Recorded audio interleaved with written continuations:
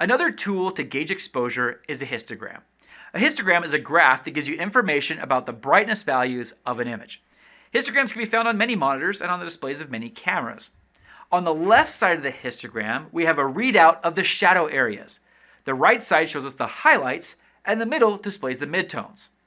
Now, the higher the graph is over a particular brightness value, the more of that particular value is seen in your image. So if you have a histogram that looks like the letter L, for example, that might suggest that you're crushing the shadows and that there's really not enough contrast or detail or highlights in the image. If the graph is shifted towards the right, like the letter J, it suggests that the image might be overexposed. Now, as a general rule of thumb, I try to make sure that my histogram has detail throughout the brightness spectrum and that the ends of the histogram aren't clipped, or in other words, all the way at the top.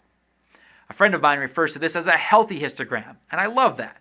When you have a healthy histogram, you'll have more latitude in post-production to adjust the colors if you need to. When I shot the B-roll of the clouds for the visual effects at the end of the assurance, I was really careful about my exposure. I pointed the camera directly into the sky, but I knew that in post I would really want to darken and fiddle with these colors in these skies, so I didn't want to blow them out to white at any point.